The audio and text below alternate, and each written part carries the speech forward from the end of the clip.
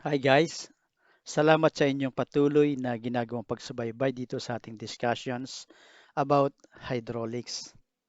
At ang ating magiging topic sa ating discussion ngayon guys ay itong tinatawag nating hydrostatic force on plane surface. At sa pamamagitan ng tatlong problems na ipapakita ko sa inyo guys ay magsosolve tayo ng problem na kung saan ay hindi natin gagamitin yung formula, kundi ipapakita natin kung ano ba yung basic concept in dealing with hydrostatic force. Kaya kung sakaling makalimutan mo yung formula and you are given such kind of problem, you can still solve the problem by using integration. At magsimula tayo guys dito sa isang problem. Kaya na kung saan meron tayong water that stands on one side of the vertical gate that is shown in the figure. And from here, we are required to find by integration the total hydrostatic force that is acting on the gate. And we are also required to solve for each location. So, kung makikita natin guys, itong gate natin ito ay isang rectangular gate na kung saan ang kanyang dimension ay given such that you have 1.2 meters ang kanyang width at yung kanyang depth naman ay 3 meters. So, ipinapahanap sa atin dito kay itong hydrostatic force na makikita natin dito nag-act on this vertical gate. And we are also required for the location of this hydrostatic force as measured from the water surface. Ito tinatawag nating Y sub C. And the process is that we will be solving for this force and the location by integration. So dito sa konseptong ito ay isipin natin na nakalimutan natin yung formula, no? Okay, bagamat kung sakali naman na you still remember the formula, you can solve it using the formula. Ang punto ko dito ay maipakita natin yung basic concept so that whenever you are to solve problems that deals with hydrostatic force and you forget the formula, then you can solve it using integration. So in order for us to solve this problem, let us consider a very, very small area dA na kung saan ang kanyang dimension is given as 1.2 multiplied by its thickness represented here by dy. And its distance, assuming that ang distance itong ating dA is measured at y unit from the liquid surface. Kung makikita natin dito, it has a y unit from the liquid surface. Now, this dA therefore will have a total area equal to the product of this width multiplied by the thickness, hence it will be equal to 1.2 multiplied by dy. And because the area is very, very small, this differential area will be subjected to a very, very small hydrostatic force. Okay, and let us call that hydrostatic force be equal to dF. To dF. And this is due to this pressure at its location or depth, okay, which is equal to y, and hence the value of this differential force will be equal to the product of this hydrostatic pressure multiplied by the differential area. Ito yung tinatawag nating differential force. Ano? Ito yung product ng area na ito, okay, itong area na ito multiplied by the intensity of the pressure and whose pressure is equal to the product of the unit weight multiplied by the depth, okay, of the water. Kaya nga dito makikita natin dito na yung kanyang pressure at this point, at the point where dA is considered, is equal to the unit weight of the liquid multiplied by its depth. We are going to consider all the differential areas of the gate, starting from the top at the water surface, where the value of y is equal to 0, down to the bottom of the gate, where the value of y equal to 3.0. So, i-consider natin na itong ating differential area ay magsisimula mula dito sa taas, mula sa taas na ito. na kung saan ang y ay equal to 0 at lahat ng differential area ay pagsasama-samahin natin, di ba? Hanggang sa makarating tayo sa baba na kung saan ang value ng y is equal to 3.0 gaya ng ipapakita ko sa inyo. Okay? Kunwari, ito yan, pinakita ko sa inyo that we consider all the differential area from top where y is equal to 0 up to the bottom where y is equal to 3.0. Gaya ng pinakikita ngayon sa animation. Diba? Then, sabi dito, the total hydrostatic force acting on the gate, dito sa gate na ito, no, will be the sum or the integral of all those differential areas starting from the top. Sa makatuwid, itong total hydrostatic force na makikita natin dito, mag-act dito sa plane na ito, will be the sum or the integral ng lahat ng differential force na mag-act sa lahat ng area kung itong ating rectangle ay isasubdivide natin kay mula sa itaas na kung saan ang value ng y is equal to 0 hanggang sa ibaba na kung saan ang value ng y is equal to 3.0. Diba? Kaya kung susulat natin ito, yung total hydrostatic force will be equal to the integral from the limits of y equals 0 to y equals 3 of all those differential forces. Di ba? Okay, but itong differential force nga, gaya ng pinakita ko kanina, is equal to the product of the intensity of the hydrostatic pressure at that point multiplied by the area. So that if the differential force is substituted in here, so our total hydrostatic force will become equal to the integral from 0 to 3 of the pressure multiplied by the differential area.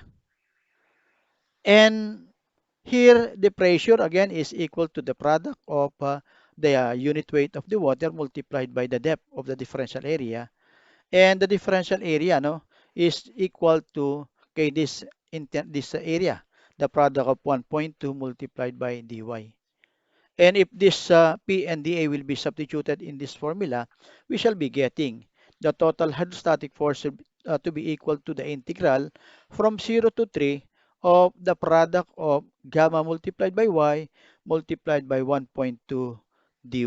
Na kung saan itong 1.2 dy, ito yung ating differential area. At ito namang gamma y natin, ito yung intensity ng pressure. So that our F will be equal to 1.2 multiplied by gamma times the integral of y multiplied by dy integrated or evaluated from 0 to 3. And the integral of this y dy is equal to y squared over 2. So if we're going to set our limits, then the limits will be from 0 to 3. And if you're going to evaluate the limits of integration, by substituting to y the value of the upper limits, then subtracting with the substituted value of 0 to y as the lower limits, then our value for the hydrostatic force will be equal to 1.2 multiplied by 9.81 multiplied by the quantity 3 square minus 0 square over 2.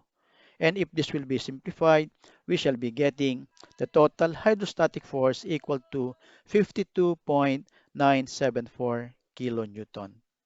So that is how we show the computation of the hydrostatic force, using integration when you have a rectangular plate.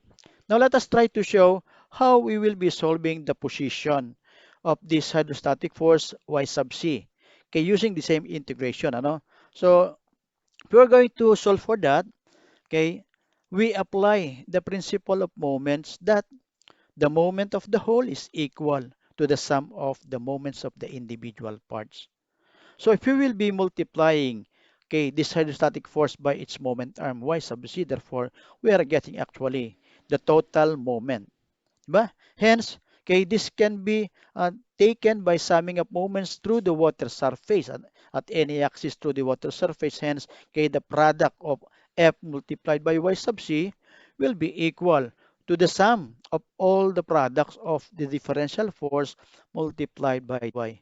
And if we are going again to consider all those differential force taken starting from the top where our limit will be equal to 0 up to the bottom where the value of y will be equal to 3. Hence, our equation will be the integral from 0 to 3 of the product dF multiplied by y. So again, okay, dF is equal to the product of the intensity of the pressure at this point and multiplied by the differential area. Okay, and okay, if this will be substituted in the equations, we shall have F multiplied by y sub c equal to the integral from 0 to 3 of P multiplied by dA multiplied by y. Then, if P is equal to, again, the product of the unit weight multiplied by the location of the differential area, and our differential area will be equal to 1.2 multiplied by dy. Then substituting it in the equation, this becomes, okay, the integral from 0 to 3 of the product, okay, gamma multiplied by y multiplied by 1.2, okay, dy multiplied by y. Again, this 1.2 and gamma are constant, so we can take that out of the integral sign, and simplifying y and y will be equal to y square. And so, okay, simplifying our equation becomes f multiplied by y sub c equal to the quantity 1.2 of gamma times the integral from 0 to 3, okay, of your y square multiplied by dy. And again, if we are going to integrate this becomes equal to, okay, the product of f multiplied by y sub c being equal to 1.2 multiplied by 9.81 multiplied by the integral of y squared dy, which is equal to y cubed over 3 evaluated from its limit to from 0 to 3. And if the limits of integration shall be substituted in our equation, okay, substituting first the upper limit, then the lower limit, therefore our equation becomes f multiplied by y sub c equal to 1.2 times 9.81 multiplied by the quantity minus 0 over 3. Okay, but we already have taken that value of f a while ago, which is equal to 52.974 kilonewton. Hence, substituting that in the equation, we shall be getting a value of y sub c equal to 2. And you will find that if you will be substituting or solving this value of y sub c using the formula, you shall be getting the same result as equal to 2. Ngayon, subukan natin itong approach na ito, okay, on another shape. So this time, let us consider, okay, having this triangular gate with the same problem that there is a water standing on one side of the vertical triangular gate as shown in the figure, and then by integration, we find for the total hydrostatic force acting on the gate and the location at which the force acts. So here we have a triangular gate, and assuming that the gate has the following dimension. It is actually an inverted a triangle having the upper base equal to 1.2 and a height equal to 3.0. And we will be finding this hydrostatic force using integration as well as its location, okay, from the water surface given by y sub c. So in here, we will not be using the formula, but we will be using integration. So we're going to consider again a very, very small area, that is dA, at a depth y from the liquid surface. Let us assume that we have here our dA. Okay, it has a thickness equal to dx, ba? A thickness equal to dx, and located at y distance from the liquid surface. Therefore, this differential area would have a dimension equal to the value of this x, the width of this differential area, multiplied by the thickness. So that, okay, this differential area will become equal to x multiplied by that dy. And this differential area, okay, will be subjected to a very, very small differential force due to this hydrostatic pressure acting at this area at a distance y from the liquid surface. But it will be subjected to a very, very small force because the area is very, very small. And the magnitude, okay, of that differential force is equal to the product of that intensity of the pressure multiplied by the differential area, okay, in this part. Na kung saan itong ating intensity, again, is equal to the product of the unit weight of the liquid multiplied by the depth of the water where the differential area is being considered. Now, assuming that hydrostatic force acting on its differential area, starting from the top where the value of y is equal to 0, down to the bottom of the gate where the value of y is equal to 3.0 are all added. Assuming that these differential force are added, starting from the top up to the bottom. Therefore, our integral or our total hydrostatic force, as you would see here ano, in our animation, considering that, we consider all those differential force acting, are added starting from the top up to this portion where y is equal to 3. Therefore, our total hydrostatic force is, the sum or the integral of all those differential forces acting on each area.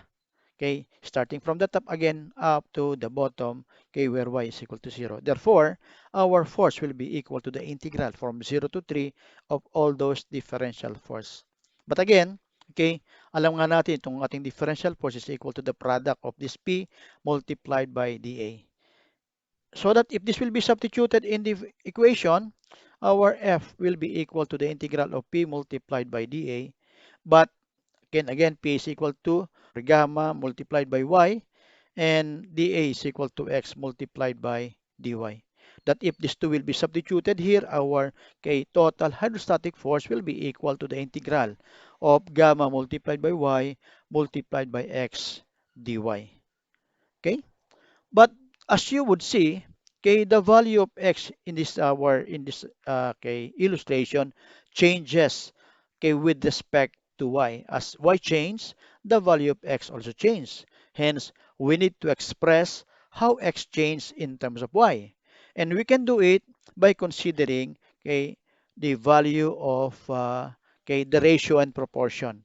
That if this distance is equal to y, we expect that the distance from the differential area down to the bottom of the gate will be equal to 3 minus y.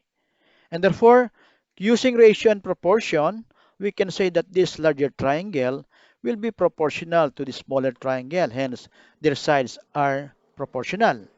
So that, the ratio of this x, the base of the smaller triangle, to the height of the smaller triangle, 3 minus y as indicated here, will be proportional to the ratio of the base of the larger triangle to the height of the larger triangle, or 1.2 over 3.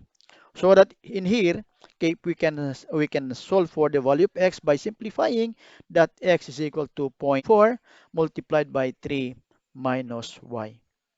And then that if this x will be substituted here, our equation becomes equal to the integral from 0 to 3 of x gamma multiplied by y multiplied by zero point 0.4 multiplied by 3 minus y dy.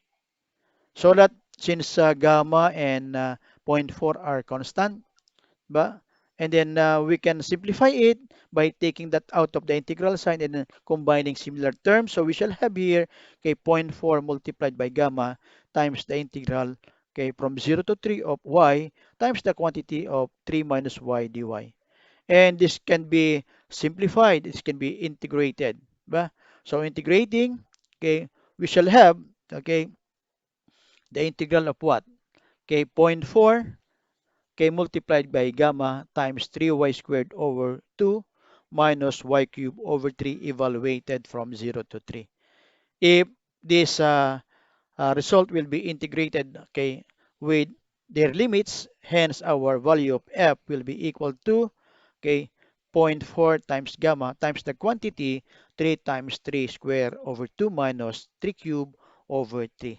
That when this is simplified, we shall be getting value of F equal to 17.658 kilonewton, which is the same when you compute for the value of F using formula on a vertical triangular gate.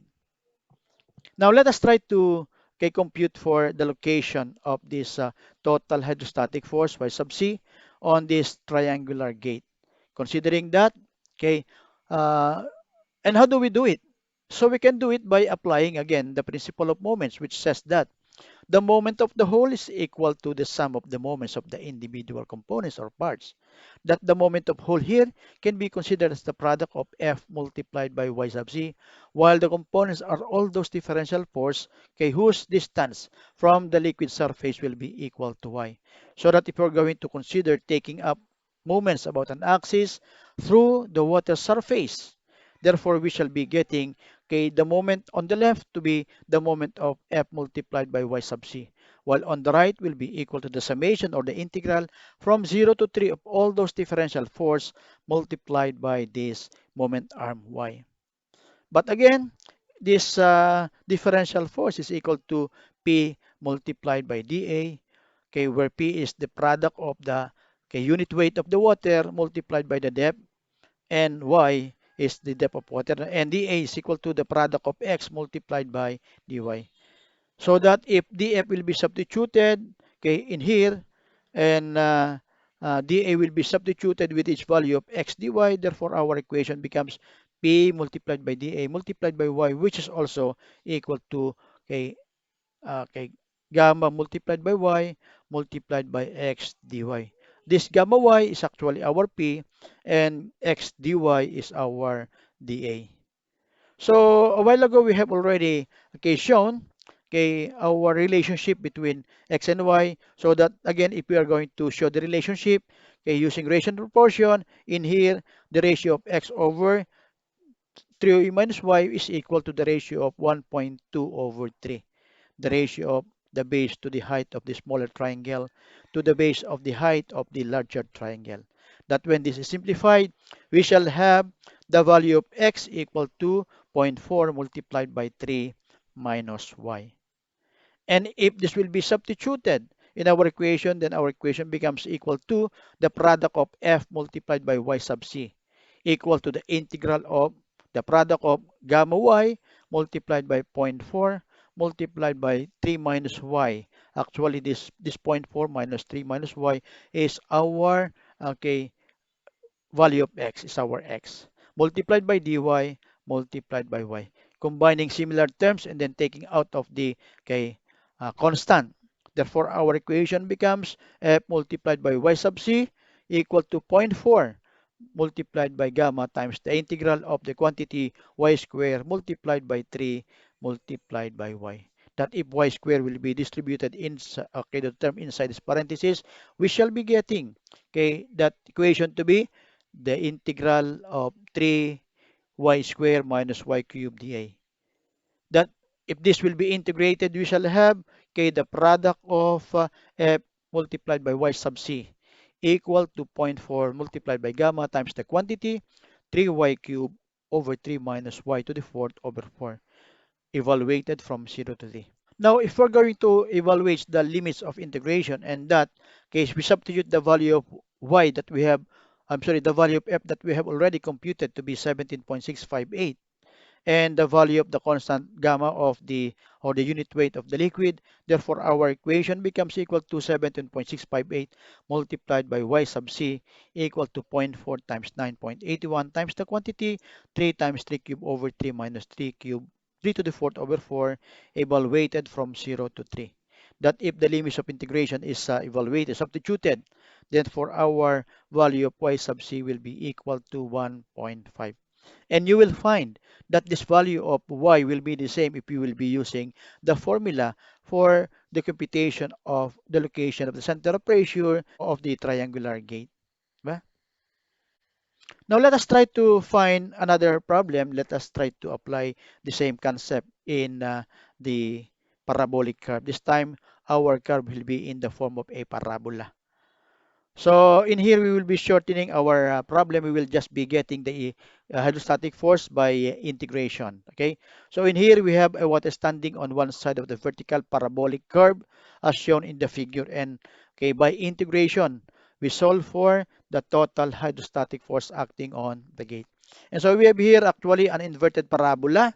Okay, the base of the parabola is equal to 1.2 and the height of the parabola is equal to 3.0, and we are required to find for the total hydrostatic force dF, okay, I'm sorry, F multiplied F acting on the parabolic gate, and its value using integration. Ano?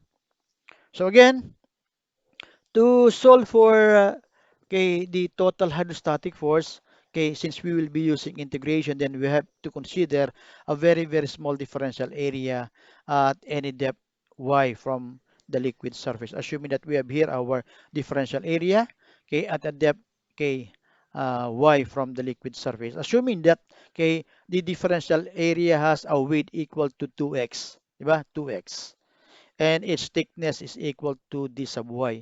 Hence, the dimension of that differential area will be equal to 2x multiplied by the thickness dy.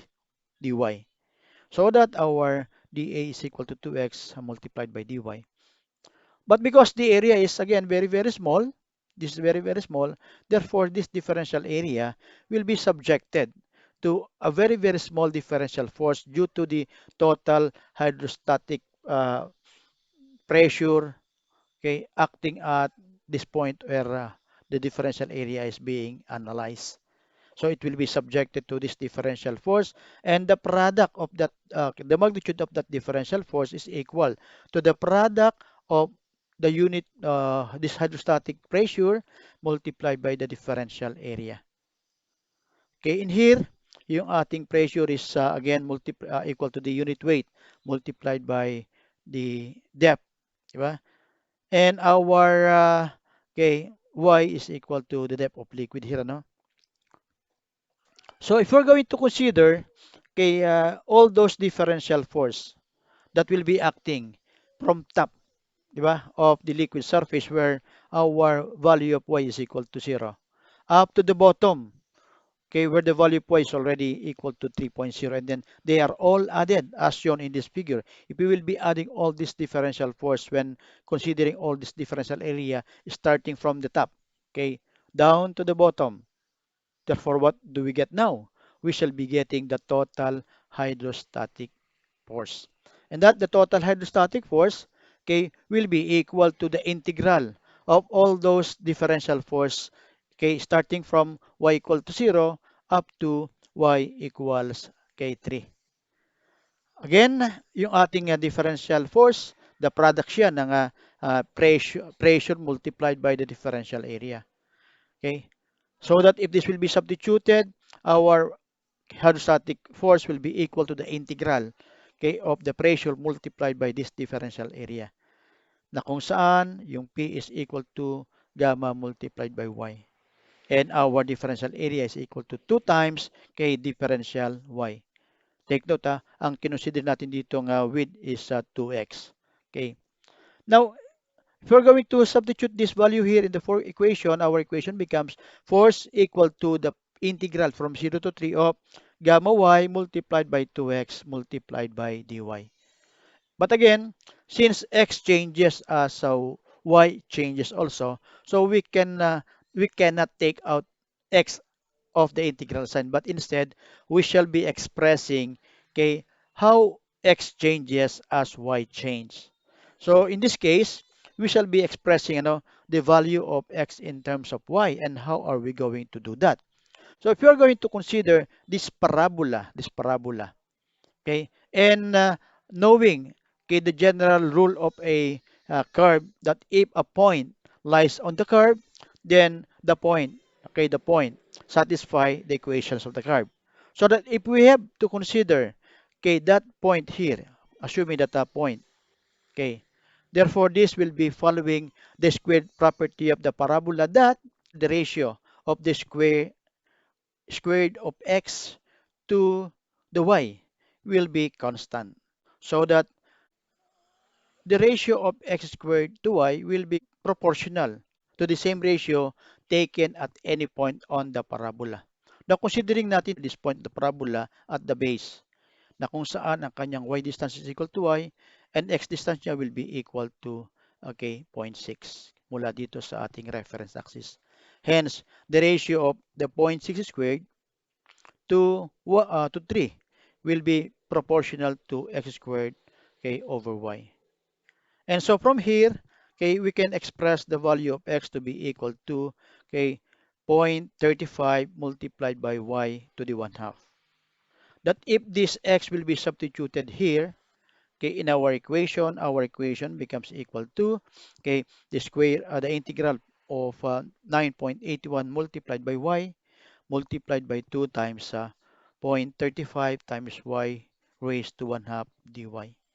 And if this will be integrated, our equation becomes 9.81 multiplied by 2 times 0.35 times the integral of y raised to the 3 halves dy. That, okay, integrating, this becomes equal to 6.867 multiplied by y to the 5 halves over 5 halves evaluated from 0 to 3. And if you're going to evaluate the limits of integration, okay, our equation becomes, our value of f becomes equal to 42.38. So guys, yun yung ating discussions for today. Sana naintindihan natin itong application ng integral in dealing with hydrostatic force. Kaya kahit nakalimutan natin ang formula for finding the hydrostatic force on plane surface, you can solve it using the basic concept of integration. Once again guys, okay, sana ay salamat sa inyong patuloy na pagsubaybay at sana ay isubscribe ditong channel at ishare ninyo sa mga kaibigan ninyo so that whenever, okay, they will be needing this kind of lectures, they will also be notified. Once again, thank you very much for watching.